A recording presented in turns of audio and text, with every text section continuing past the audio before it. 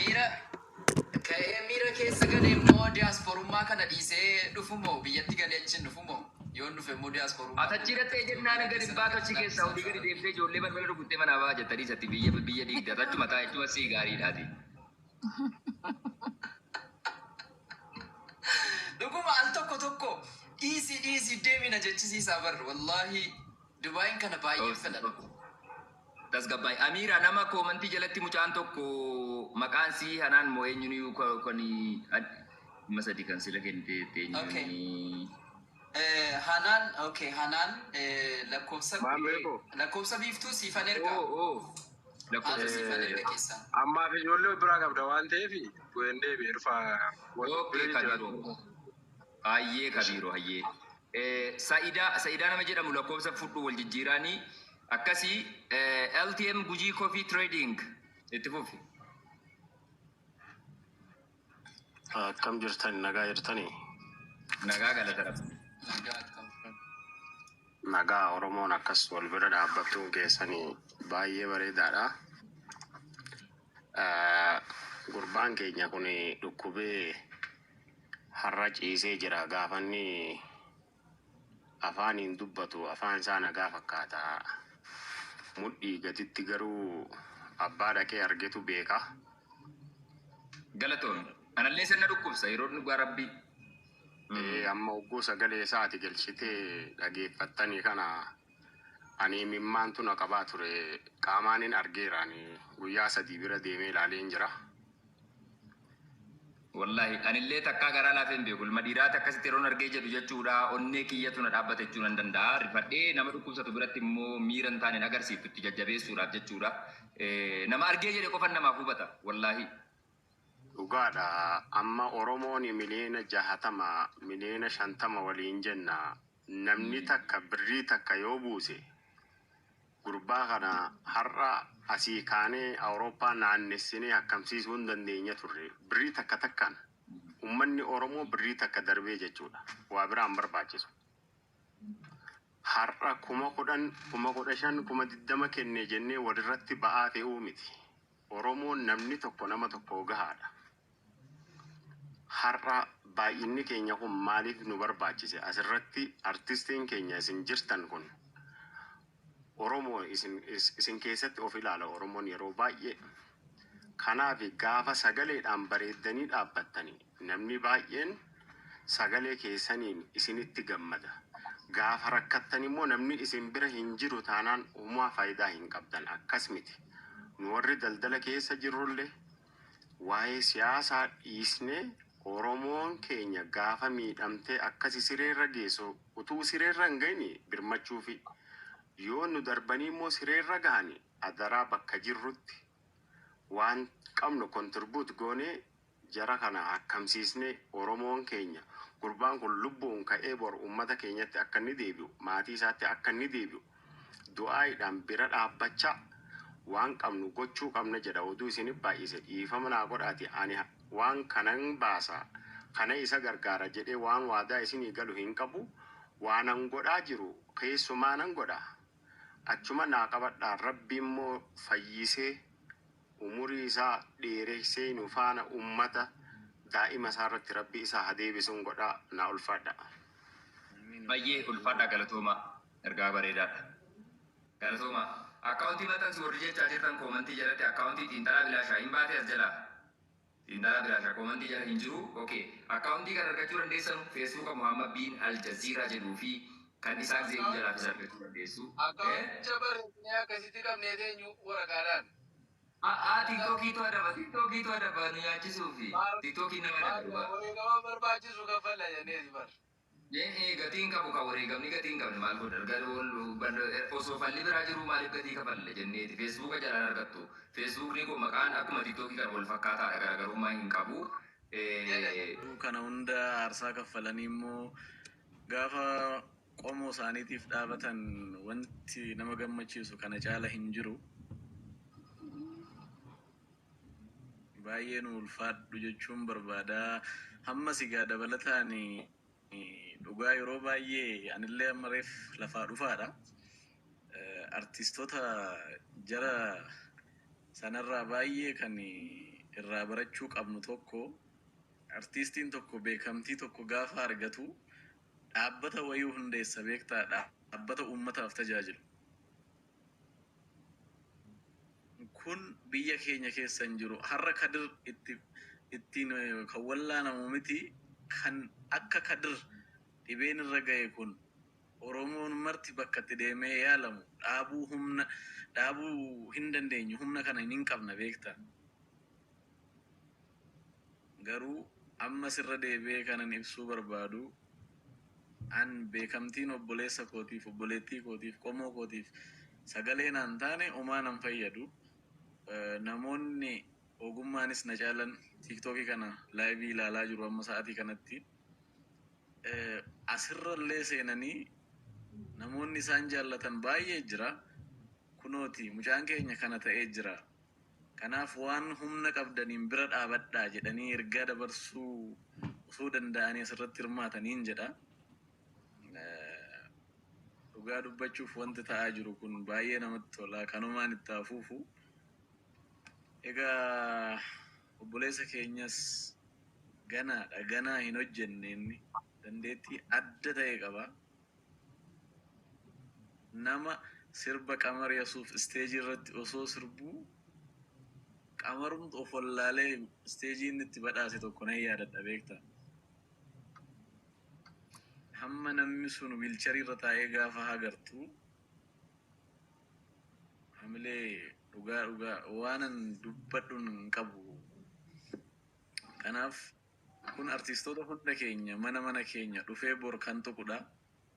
Kanaaf obboleeyyan keenya akkana ta'anii dhukkubsatanii jiran kanaaf Kadiriin dabalatee walumaa baanee miidiyaa irrattis kun kana ta'eera ebaluu bakka kana jira gargaaraa haa jennu barumsa akkanaa ofirraa hundi keenya haa qabannuun jedha. Warreen nu gargaaraa jirtanis warreen nu cina dhaabattanis hedduu galatoomaa. Atillee maammee dhugaa dubbachuuf yaada kana gaafa fiddee dhuftu baay'ee natti toleetan sisimadhe. Guyyaan kun eegaatan ture. Garuu gaadhaamsi koo inni dhumaa obboleessi keenya Kadir kun 500 gaafatame kana waan yeroo kennu miti. Qaamni hin beekta qaamni waan ta'aa si mudhiidhaa gadi ta'aa jiru kuni madaansaa kun yoo akkanatti itti fuufee gara muramuutti deemuu danda'a. Kanaaf guyyaa muraasa kana keessatti mucaa kana bira osoo geenyee yaalii argachuu danda'e amma hospitaala ciiseeti kan inni haasa'aa jiru. Kanaaf mucaa kana bira dhugaadhaan amma bira dhaabbachuu qabna. Ammuma humna qabnuuni. Kana keessas immoo namni dafqa namaatiin immoo nyaachuuf fiigus jira. Akkaawuntiin Kadiriin ala akkaawuntiin baname hin jiru. Akkaawuntiin ammaas biratti himaa jiru. Maqaa isaa kallattiin isaanii kunuuti intalaa bilaashaa kan maxxansaa jiru kanadha jechuudha. Yeroo itti galchitanii jettan kallattiin Kadir Ahmad Abbaaboor jedha. Maqaa sanii achitti fudhataman qabu jechuudha. Ilmaan Oromoo bakka jirtaniin nu birmadhaa jechuun barbaada. Ulfaadhaa kanuman jedha. Ayyee. Askandiroo koo galatoomatillee ulfaadhu baay'ee si jaallannaa si kabajnaa. Anis hin jaalladha. Nu jiraadhu. Ayyee galatoomaan yaada tokko dubbachuu barbaadetanii. Egaa namni kun artistiidha. Namni kamiyyuu ni beeka. Egaa namni immoo keessattuu namoonni qaamaan deemanii arganii. Kadir akkuma asirratti amma sagalee isaa dhageessanii qaamaan deemnee yeroo gaafannu kolfeetuma taphatanne. Kolfeetuma taphataa jabaa dhiiraati. Rabbiin fayyaa guutuutti isaa deebisu. Haamilee namatti hora jechuun numtinuu. Garuu qaama isaa keessaa fi suuraa tokko qofa yeroo arginu imimmaan keenya qabachuu dadhabne isaatii sanatti jechuudha. Maaliif haalli inni keessa jiru haala baay'ee ulfaataadhaan. Garuu haamilee inni qabu akka nama mataa bu'aafatee illee miti jechuudha. Haamilee keessu mooraalii qabaan. Nu jajjabeesse nullee jechuudha isa dhukkubsate caalaa nuyyuu akka nuti jajjabaan nu godhee rabbiin aafiyaa isaati. Wallaahi billaahi suuraa tokko qofa nutti agarsiisenaan imimmaan keenya qabachuu dadhabne jechuudha. Miira keenya to'achuu dadhabne ilaaluu dadhabne jechuudha ofii keenyaaf nuti. Kanaaf haalli inni keessa jiru haala baay'ee ulfaataadha. Sana keessattuu guyyaa tokkotti qarshii 20,000 hanga 30,000 barbaachisaan qoricha bituraaf jechuudha. Qarshii 20,000 barbaachisaan ammatti namni isa gargaara hin jiru. 500 jechuun utuu gargaaramee abbaa qabeenyaa tokkoyyuu cufuu danda'a. Garuu ammatti namni isa bira dhaabbataa jiru hin jiru. Namoonni illee achitti illee deemanii isa ilaalan illee jechuudha. Namoota ammaan baay'ee muraasa jechuudha. Inni garuu waa gochuu maallaqa kennurraa qaamaan dhaqanii biratti argamanii gaafachuun kun namoonni biyya keessa jiran jechuudha. Gaafachuun isaaf gammachuu tokko. Ammas immoo namoonni waadaa seenaa jirtanuu waadaa keessan. Namni kun gargaarsa hatattamaa barbaada. Yaada illee isinitti hin dheeressu. Gargaarsa yeroo eenyu barbaada waan ta'eef waan waadaa seentan hanga humna keessanitti yeroodhaan waadaa keessan galmaan gaadhaa. Du'aa isillee godhaa fi rabbiin aafiyaa isaatti haa deebisu. Du'aadhaanis waanuma hundaanuu jajjabaadhaanis ni jira. Galatooma. Yaada kana caalaa isinitti hin dheeressu. Ayyee galatoomi Hamzaa keenya yeroo darbe yeroo dhannee wajjiniin gaafannu jechuudha. Qaama isaarraa xiqqoo yeroo arginee jennu jechuudha. Dhugaa rabbiin isiniin jedha hedduu isin rifachiisa. Namni kaleessa nagaan bareedaan taphatee kooflee akkasitti sirbee jedhu. Lakkaanu kun kijibuma baannee deemnaa foon ammatti hin boonnu kana jechuudha. Namoonni amma xiqqoodhuma beekamtiidhuma xiqqoodhaan gaara sana of kakaa'anii yookaan qabeenyuma qabaniin gaara sana of kakaa'anii deeman kuni. Rabbi achiin nufi malee qaamumti keenya nama nutti babbareedee harki keenya miilli keenya wanti hundi inni nurra jiru kuni bar kijibaa bar dhugaa rabbii. Rabbiin waanuma xiqqoodhaan jechuudha sii galee waanuma xiqqoodhaan jechuudha. Kan ormaati jechuun dandeessa foon sitti jiru kun qaamni sitti jiru kuni si gana sii galee. Kanaafuu namni akkasii sun yeroo haala sanatti argitu hirrifatta sii galaa jira. Kanaafuu obboleewwan keenya namuu jechuudha tarii har'a fayyaa qabna boru maal akka taanu hin beeknu waan ta'eef addunyaan kuni akka kiraati akka mana kiraa jechuudha. Manni kiraa guyyaa barbaadee abbaan bahii keessa siin jechuu danda'a. Akkasii galatoomeeti Hamzaa keenya. Waa hedduu nama dhaqee argitu hubata akkuma sila abbaan keenya tokko gastii irratti dhufanii seenanii jedhan yeroo inni sagaleen dubbatu fayyaa fakkaata yeroo qaamaan argitanii jettan isinitti beekama yaaduma amma Iskindir jedhe irratti wanti dabaluu barbaadan immoo jechuudha. Arsiisotni Oromoo baay'eedha. Kanneen sagalee hawaasaa ta'an kanneen hawaasa biratti dhageettii qaban hedduun isaanii jechuudha. Yeroo hunda bakkuma gurguddaa jechuudha beektee bakkuma waca baay'atu jechuudha girrigirrii baay'atutti mul'achuu kanaa fi sagalee ta'uu kana waa gochuu kana osoo siidaksii akkasii dhiisanii humaanitii si jedhamtu namummattii kana jechuudha. Isii irratti osoo xiyyeeffannoo godhanii moor jaalalliif kabajanii hawaasni isaaniif qabu dabalaa deemu malee waan irratti miti. Namni guddatee mul'achuu danda'u kan gad of qabee socho'edha waan ta'eef yeroo akkanaa irratti yoo isaan sagalee waliin taane qaama biraarraa wanti isaan eegan gonkumayyuu hin jiru. Kanaafuu isiin kun xiyyeeffannoo guddoo barbaaddi isii kanarraa suutuma jennee yeroo qabannee irraa kittibaatii itti kennina rakkoo tokko hin qabdu ammarratti wanti barbaachiftuun dhimma obboleessa keenya haala inni keessa jiru kana keessaa baraaruuti jennee qalbiitti qabannee deemaa jirra. Xiinxalaa bilaashaa miyuutii irraa kaafadhu.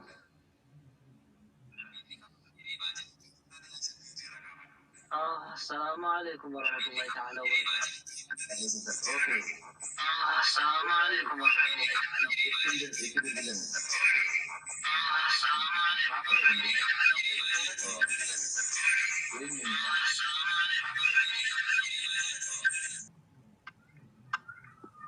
Eenyuun biraati sagaleen kan nu jeege?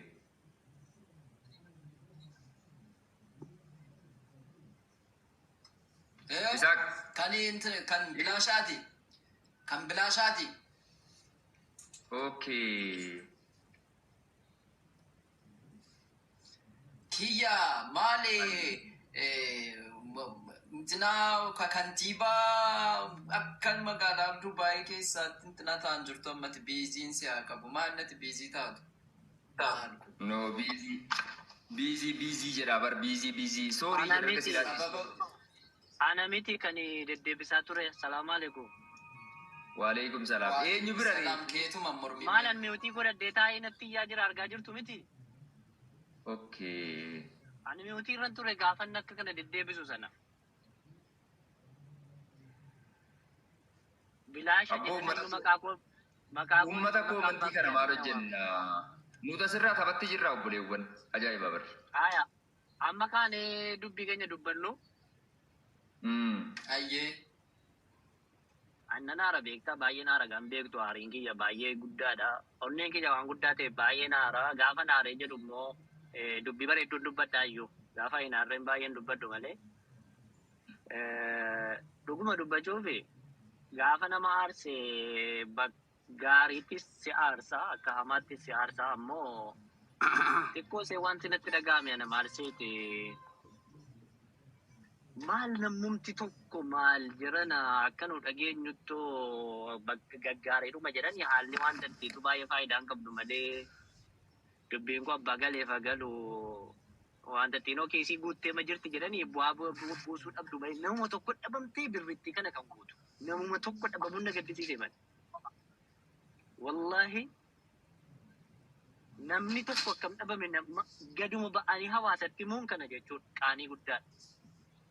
Qaanii guddaa garuu immoo erga dhufee baay'ees naman karatina. Maaliif amma dandeenyetti amma dhaqee yoo humnaa ol ta'e dhaqamee maal jedhama malee sila maala yaadee tureen yaada sii kennuufan ture seenuu edeen xiqqoo seemmoo biiziin tureen dhiise malee tokko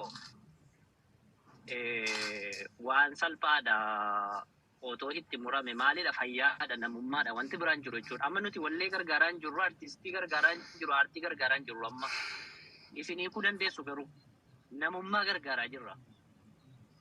Ana viidiyoo ati deengadda waraabderraa yeroon viidiyoo laalu waa ija kiyyaanii waa baay'ee laala gurraa waa dhaggeeffachuurran hin beektaa mala koo ijumaanii waa laala maree baay'ee waan dhaggeeffachuurratti dandeettiin qabu. Waa baay'een argan viidiyoo ati deengadda waraabde keessatti gaafate hospitaala deemtee waraabdu jechuudha namatti dhaga'ama. Ariifadhee dhumanii galchee ka'ee tan sitti himuun illee hin barbaachisu jedheen ture erga hin barbaachisa jettanii isinumattan himaa ammaaf jechuudha. Haala namaa laallee warri waa qaqqaban kun callisee ilaalu taanaan waan qabnutti gurgurree amma dandeenyutti yaalchifna gaafanni lubbuun hin jirre boo'urra ammaa fi saantima ishee wajjin himuun hin barbaachisu birriima ishee guddoo ishee moo jedhani saantima faa qabdi isheen kooti waan fedhi bugalcheen ka'e. Gorsaa dhiisiitiin dhalaan galmeessinaati. Natti dheeratee jennaan dubbisuu wallaale maamme dubbisiin jedhaan ture. Maa saantima qabdi saantima mee dubbisi atumti. Soba waan hin jaallanneefan saantima 51,520 saantima 56dha. Haalan beekan.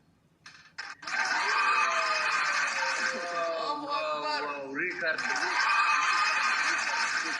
Wow. Hedduu nuuf galatoomi dhugaa hedduu.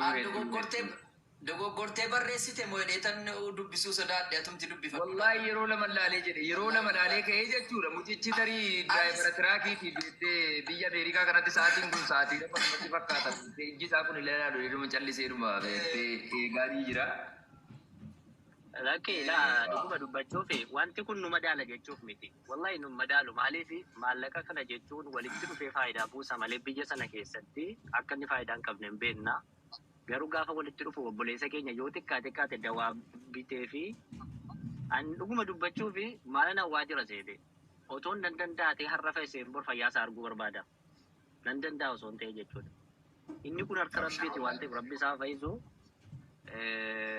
Wallahi takkaa waa'ee nama baay'ee natti dhaga'amu baay'ee natti dhaga'amu. Viidiyoo itti deengaddee waraabde immoo kan qalbii na cabse. Wallahi sun wallahi an boohaan ediitii godha waan sirbu boohaa jechuudha. Boohaan ediitii godha sarabbiin na beeku jechuudha. Keessa koona dhukkubsee dhimma kana feesbuukii irrattis tiiktookii irrattis kan maxxansu anuma sii galee.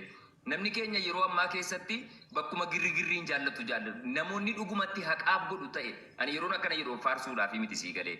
Mee ilaala artiistota Oromoo baay'eetu jiru. Iskindiriin kan amma ilaala. Artiistii yeroo ammaa hedduu dhiibbaa uumaa jirudha artii Oromoo keessatti. Sinii galaa jira miti. Innis viidiyoodhuma nama maxxanse argeeti wanti kun itti dhagahamee kallattii walii bilbilee bakka barbaachisaa ta'etti waan humni danda'uun biran jira jedhaa jechuudha. Hedduu keessi isaatti quuqamaa jechuudha keessaan natti dubbatee. Guyyaa kana laayivii seenadee viidiyoo maxxansee nan diidii godhee ammallee ofii isaatiif laayivii dhufee sa'aatiin kun sa'aatii biyya keenyatti rafanuudha. Nu bira dhufee taa'aa jira. Wanti guddaan jara keenya beekamtii miti. Namummaadha. Namummaa waan jedhamu wayiiti. Beekamtiin iiziidha. Ilmi namaa hateetu bareetu daffareetu gudeedee bariin beekama ilmi namaa fayyisa bu'e. Gudeedee jechuudha isinii galee. Waan addaati miti beekamtiin. Namummaadha ilma namaa tokko wanti guddaan jechuudha. Nama jechuun immoo gaafa rakkoo nama biratti argamtu jechuudha. Artiistota har'a warra uummata biratti ba'anii kan xariira sirbanu baakgiraawundi laayifii isaanii hedduu isaanii wal beekna waan ta'eef akkamitti sadarkaa sana akka qaqqabanii jedhan anamma yeroon kana jedhu artiistii Oromoo xiqqeessu waan biraatiif miti jabeesseen beeka waa'ee seeraa jechuudha isinii galee. Garuu haqa dubbanna yoo ta'e jedhe hedduu waan nama taajjabsiisudha. Gaafa namni rakkate gaafa namni kufe dantaa waliin qabdu yoo ta'e jedhe artiistiin homo sana hojii wal fakkaataa hojjechaa qotee bulaan qotee bulaatti daldaltuun daldaltu maaliifuu yerootti dubbata waan rakkoo qabu miti. Waan asirratti dhiifamaa wajjin asirratti baay'ee naasii asuma irratti dhaabbadda kana jaalaa naasa'u gaafa haaran baay'ee haasa'uun isin barbaachisu garuu wanta baay'ee nama taajjabsiisu keessaa tokko maali beektu takka 500 gadi baame nama kadhatamee hin beeku wanta akka arge hin beeku. Ani naqaan seena kana. Inni tasuma namallee yaasisuma inni akkamii miliyoona 5 faaseen irra deddeebi'ee ilaalaa ture. Seenaadhuma keessatti 500 gadi baame nama kadhatamee hin beeku. Kanaafuu jechuudha. Har'a abbaan carraa argate dhufee gargaaru har'a booda laayiviitti gadi baatan yoo rabbi isaa hafaisu no way humnaa ol ta'e malee wallahi mustee maaltu jira sitti fakkaate namoonni abbootiin qabeenyaa kana gochuu danda'an maali amma dura sar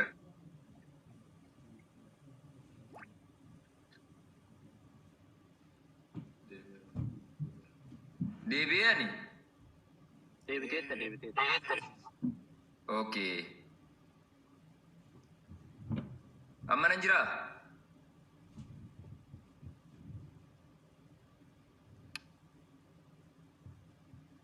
ana bira jirta kaa jiran beeku malee. Okay, Isaak nan jira? Jirta maamee jirta. Okay. Dubbadhaa kan laaftanii. Iskee siin jedheen jiran moolaali. Yeroo dadhabdee jettetti jechuudha. Nu dhugaa rabbii jechuudha. Ati sakandii tokko nu bira taa'uun nuuf gatii qaba waan ta'eedhaaf si galatoonfanna waan tokko iyyuu rakkoo hin qabu nuuf rafta homaa tokko rakkoo hin qabu ba'uu yeroo barbaaddee jettee jechuudha. Tarii akka ishee miinsi qabee fedhii kee akka daangessaa hin jiraanne. Just comfort taatee yoo firii taate qofa waan kana si fayyadamna please. Isaa konfeesara si hordofaa jiru because nuti har'a dhuftee nu jidduutti argamteedhaa fi sadarkaa kee wallaallu nuti ijoollee maatii gurguddaate waan ta'eedhaa fi ilma namaa tokko hojii isaatiin kabajin hojii isaatiin beekna nu biratti argameedhaaf ijoollee wajjin qixxaa nyaataniif qixxee nama seeti jette Oromoo yeroo mammaayitu kanaaf kabajaaf jaalala guddaa nu biraa qabda tarii dadhabaa jirta yoo ta'e jedhe dadhabdeetta sa'aatii dheeraa nu bira jirta waan ta'eef nutti fufsiifna yeroo firii taatee ba'uu barbaaddee jettetti please akka nu dhoksine nutti himiiti si gaggeessina kabajaan tolees kee. Ayyee. Xiinxalaa bilaashaa kanaafuu jechuudha warreen akkasii sana itti deebinaa maallaqni 500,000 jechuudha seenaa keessattanii gargaarsa hawaasummaa kanarratti jireenyi kootuu feesbuuka kanarratti